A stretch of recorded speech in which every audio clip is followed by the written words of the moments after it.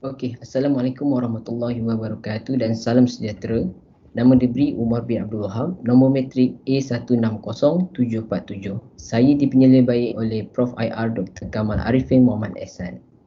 Hari ini saya akan membentangkan projek ilmiah 2 saya tentang parameter rawak bahan alloy untuk kaedah unsur terhingga Monte Carlo ke atas alat pelekap tulang. Secara ringkasnya, kajian ini adalah berkaitan dengan kebolehan struktur pada alat pelekap tulang, di mana kebolehan strukturnya adalah penting bagi memastikan kemampuan sesuatu struktur untuk berfungsi dalam keadaan yang baik dan dalam tempoh yang ideal. Analisis kebolehan struktur ini bermula dengan kaedah klasik dan kebarangkalian, di mana ia tidak mampu untuk menyelesaikan masalah yang melibatkan ketidakpastian jenis epistemik yang timbul daripada sifat bahan, sifat geometri dan juga pembebanan. Ini menyebabkan keputusan analisis yang dihasilkan daripada kaedah ini adalah tidak jitu. Oleh itu, bagi memanfaatkan penggunaan kaedah unsur terhingga FEM ini sehingga dapat menyelesaikan masalah ketidakpastian epistemik dalam struktur adalah dengan gabungan kaedah Monte Carlo yang menggunakan rawak untuk menyelesaikan masalah yang mungkin bersifat deterministik. Okey, maka kaedah unsur terhingga Monte Carlo telah diperkenalkan untuk menyelesaikan masalah yang melibatkan ketidakpastian parameter. Dalam kajian ini, analisis kebolehan struktur telah dijalankan ke atas alat pelengkap tulang menggunakan kod atau cara Excel Visual Basic for Application. Okay, beralih kepada permasalahan kajian, terdapat beberapa permasalahan kajian di dalam kajian ini. Antaranya adalah FEM adalah satu peralatan yang penting dalam melakukan analisis dalam sesuatu struktur dan juga mengoptimalkan unsur berangka. Dan yang kedua adalah sukar untuk menentukan model FEM yang baik apabila bertemu dengan masalah ketidakpastian dalam geometri yang kompleks. Dan masalah utama di dalam kajian ini adalah untuk mengubah suai kod atau cara Excel Visual Basic untuk mengaplikasikan kaedah unsur terhingga Monte Carlo ini. Okey, seterusnya adalah objektif. Terdapat 3 objektif dalam kajian ini. Yang pertama adalah untuk membina program analisis kebolehan struktur yang mengaplikasikan kaedah unsur terhingga Monte Carlo dengan mengambil kira beberapa tambahan parameter lain yang mempunyai ketidakpastian epistemik sebagai parameter rawak. Dan yang terakhir adalah untuk menentukan faktor-faktor yang boleh mempengaruhi ketepatan keputusan analisis kebolehan struktur ini. Dan seterusnya adalah kaedah kajian ataupun metodologi yang bermula dengan proses penukaran struktur asal kepada lukisan kejuruteraan, di mana daripada struktur asal iaitu gambar pertama menunjukkan struktur asal ditukarkan kepada lukisan kejuruteraan bagi menghasilkan lukisan kejuruteraan yang mempunyai not dan elemen. Not dan elemen ini adalah penting bagi masukkan ke dalam aplikasi Excel Visual Basic ini kerana ia diperlukan untuk menggambarkan struktur di dalam aplikasi ini.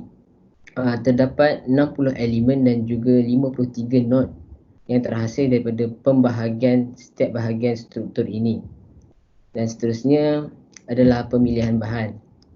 Pemilihan bahan adalah alloy titanium grade 5 ini digunakan pada struktur utama di mana ia adalah pada bahagian batang dan juga pin.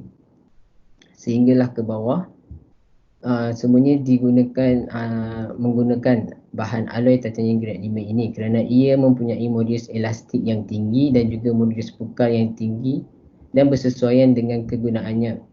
Dan PET pula digunakan untuk sebagai alas tapak kaki, di mana ia tidak perlu mempunyai modulus elastik yang tinggi dan juga modulus pukal yang tinggi.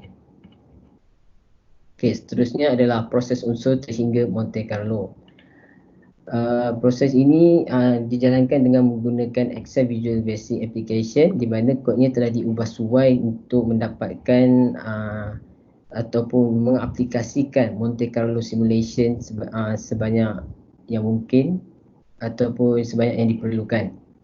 Okey, proses ini bermula dengan penetapan nilai lelaran ataupun bilangan masukan untuk lelaran rawak Di dalam kajian ini, ia menggunakan nilai sebanyak 2000 untuk mendapatkan graf yang lengkap.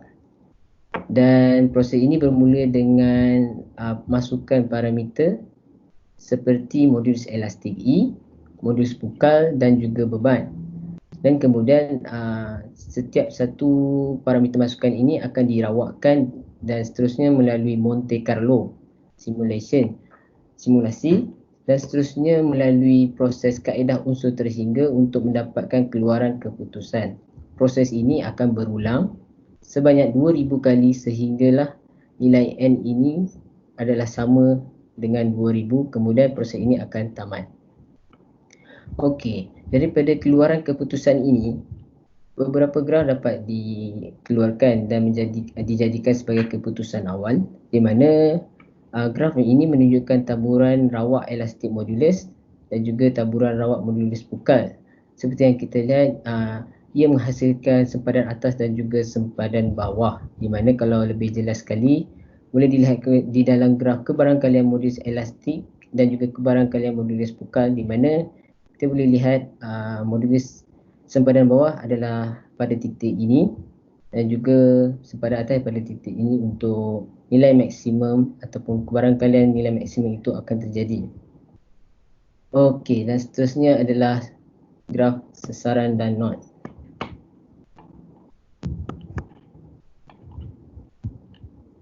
Okey, daripada graf histogram sesaran dan not ini kita boleh lihat sesaran adalah maksimum pada not 1, diikuti dengan not 15, 30, 32 dan juga 2, di mana not-not ini adalah not 1 terletak pada batang struktur ini dan yang selainnya adalah terletak pada pin pada struktur ini, di mana loading akan diletakkan di bahagian titik 32 dan juga 40.